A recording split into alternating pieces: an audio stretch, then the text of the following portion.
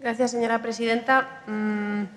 Mire, señor consejero, yo le he dicho antes que no me volviera a leer la ley, que es lo que ha hecho en muchas otras ocasiones, porque quería que contestara a mi pregunta. Es el hecho de que usted no conteste a mi pregunta el motivo por el que se lo he preguntado muchas veces. En concreto, le hice varias preguntas en este pleno porque no responde a la pregunta, pero es que ha hecho algo peor que leerme la ley, que es hablarme de mi artículo de hace una semana, de mis declaraciones en la SER, de las intervenciones que hemos hecho en las comisiones y en el pleno y todas sus fechas, de la PNL del PSOE, de los anticonceptivos, y la verdad hubiera agradecido que la presidenta le pidiera que se atuviera a la cuestión, que creo que es muy concreta y le ha dedicado solo los 2 últimos minutos. Mire, usted ha vuelto a demostrar hoy aquí el compromiso que el Partido Popular tiene con los derechos de las mujeres. Y es que, efectivamente, señor Izquierdo, que me interpelaba antes, tenemos una concepción muy distinta de lo que es defender los derechos y las libertades de las mujeres. La nuestra es del siglo XXI y creemos que las mujeres tienen derecho a decidir si quieren o no quieren ser madres. Por cierto, señor Martos, creemos que si una mujer no es madura para decidir sobre su maternidad, igual tampoco es madura para ser madre. Nos sorprende un poco que considere que las mujeres son maduras para ser madres, pero no para decidir si quieren serlo. Y creemos que las mujeres tenemos derecho también, señor Izquierdo, a hablar de la sexualidad y de pornografía si nos da la gana en un debate. La suya, su concepción, pues yo creo, le dije por Twitter, creo que es del Paleolítico inferior, o si no, lo más moderno a lo que llegan, lo más lejos a lo que llegan es del siglo XIX. Miren, en el siglo XIX las mujeres no podían abortar y tenían que esconderse y hacían abortos clandestinos. Y en el siglo XIX las mujeres no podían hablar de sexo porque eran penalizadas y eran juzgadas y censuradas por ello. Pues supongo que sigue usted en el siglo XIX y por eso es por lo que cree que es criticable o que es vergonzoso que unas cuantas mujeres nos reunamos a debatir sobre el papel de la mujer en la pornografía, y a usted le parece que le tengo que dar aquí algún tipo de justificación. Pues no le tengo que dar ningún tipo de justificación, señor Izquierdo. Y sé que debe ser difícil para ustedes asumir que las mujeres podamos y queramos hablar de lo que queramos, de todo, sin pedir permiso ni pedir perdón, pero estamos en el siglo XXI y se tienen que ir acostumbrando. Así que decía que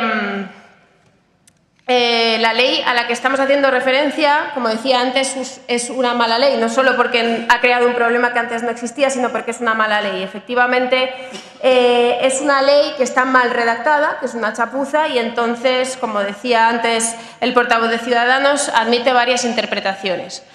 En el supuesto de que aquí hubiera una guerra de interpretaciones, digo lo siguiente. Primero, que cuando las leyes permiten varias interpretaciones, habría que hacer la más favorable a quienes tienen en juego sus derechos, que en este caso son las menores. Y segundo, que cuando hay varias interpretaciones posibles, habría que hacer la interpretación que sea compatible con el resto de leyes vigentes. Por ejemplo, señor Martos, con el Código Civil.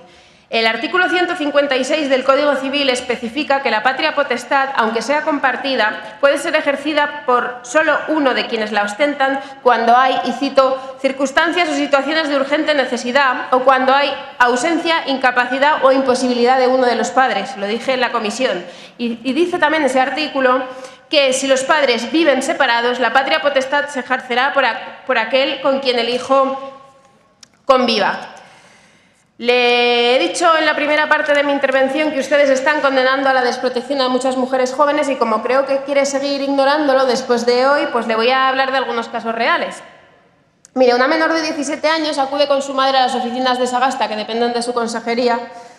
El padre está cumpliendo condena en la cárcel y no tienen ninguna relación con él, pero le dicen las funcionarias de Sagasta que tiene que tener el consentimiento del padre porque es indispensable. Otra menor extranjera acude con su madre. No tiene ninguna relación con su padre porque se encuentra en su país de origen en paradero desconocido. Le dicen también que sin el consentimiento del padre es imposible. Una menor de 17 años va con su madre. Ninguna de ellas tiene relación alguna con el padre de la menor, que se desentendió de ella el día del nacimiento. Pero el consentimiento del padre es indispensable. Otro caso. Un padre acompaña a su hija para interrumpir el embarazo. El padre tiene la custodia. La madre tiene una enfermedad mental y está ingresada en un hospital psiquiátrico, pero les dicen que están obligados a contar con su consentimiento, y se resuelve sacando a la madre del hospital psiquiátrico y llevándola a las oficinas a dar su consentimiento. Otro caso. Una menor de 17 años acude a las oficinas de Sagasta acompañada de su madre. El padre se desentendió de ella cuando la niña tenía 2 años. No saben nada de él, salvo la comunidad autónoma donde podría vivir. La madre aporta un auto del juez en el que dice que el padre de la menor ni siquiera se presentó al juicio para resolver la custodia y la manutención de la menor. Le dicen que la menor no puede interrumpir el embarazo solo con la autorización de la madre. Permítame un último ejemplo. Una menor va acompañada de su madre y de su abuela. La madre está divorciada, tiene la guardia y custodia de la menor y tiene una denuncia interpuesta contra el padre de la menor. La madre está en tratamiento psiquiátrico a causa de la violencia ejercida contra ella por parte del padre de la menor. ¿Y qué es lo que le dicen a la madre desde su consejería? Pues efectivamente que tiene que venir también el padre de la menor para dar su consentimiento. Como me decía antes, que no lo denunciara con palabras sino con hechos, pues mire, estos son los hechos que están ocurriendo en estos momentos en esta comunidad autónoma. Como estos hay muchos casos, señor consejero. Las situaciones a las que se enfrentan las menores por una aplicación absurda de la ley que está haciendo su consejería son muchísimas. Algunas son bastante normales, porque el hecho de que haya menores con un padre fuera del país o viajando son situaciones muy normales. Hay otras situaciones que son normales para las menores inmigrantes, tener algún progenitor o incluso ambos en su país de origen y vivir en España con un familiar o con una persona que está haciendo de sustentador. Por cierto, sustentador, que en otras comunidades autónomas es habilitado para firmar y para dar el consentimiento y acompañar a las menores a abortar. Otras situaciones son menos habituales y son justamente situaciones de mujeres en especiales condiciones complicadas. Las menores de familias desestructuradas, que viven situaciones de violencia machista, que han sido abandonadas, que tienen padres toxicómanos, que tienen padres en prisión. Usted no tiene ninguna solución para abordar estos casos. ¿Qué es lo que está haciendo el Partido Popular? Pues está dejándolas abandonadas y desprotegidas. Usted está gobernando contra sus derechos. ¿Qué está pasando? Efectivamente, usted está poniendo unos requisitos que hace que pase el tiempo y que muchas menores, conozco ya varias, hayan tenido que enfrentarse a un aborto mucho más avanzado y, por tanto, hayan tenido que usar un método mucho más agresivo. Sí, usted, efectivamente, está pidiendo a veces algunos papeles que, como le he dicho en la comisión, son ilícitos, son ilegales, como es la famosa declaración jurada de la que habla o el consentimiento ante notario. Verá, la ley del aborto dice que tiene que haber un consentimiento informado y tiene que ser un médico el que informa al tutor o al progenitor de los riesgos médicos. Ese consentimiento, señor consejero, no se hace ni ante un notario ni se hace en las oficinas delante de un funcionario y lo sabe perfectamente. Esos papeles son ilícitos. Esta aplicación ideológica de la ley está produciendo situaciones dramáticas y kafkianas. El otro día lo oíamos en la radio. Una menor conoció a uno de sus 2 padres por primera vez en las oficinas de su consejería. Pues esta situación merecería ser denunciada y creo que si no ha sido denunciada ya, y estoy segura de que va a ser denunciada dentro de poco, no es solamente porque las menores y sus tutores se enfrentan a una situación que quieren pasar cuanto antes y resolver cuanto antes y además que quieren guardar con discreción, que obviamente es el caso, sino porque además ustedes están llevando a cabo esta práctica absolutamente excepcional sin poner por escrito las instrucciones de su consejería, sin poner en un papel cuál es el procedimiento y dedicándose a dar instrucciones orales a las funcionarias y a los funcionarios a través del teléfono. Hablaba antes el portavoz de Ciudadanos de inseguridad jurídica.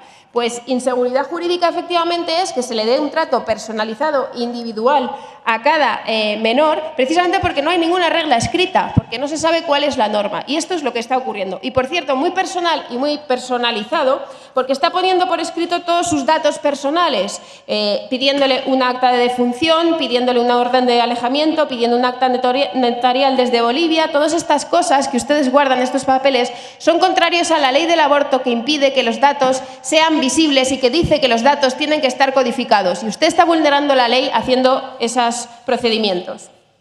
Señor Martos, sé que dar instrucciones vía telefonazo es un clásico de su consejería, pero verá, cuando hay en juego derechos, tiene que haber garantías y ha de haber información pública para el conocimiento del personal sanitario, de las afectadas, en este caso las menores, y del conjunto de la ciudadanía y, por cierto, también de quienes somos representantes públicos.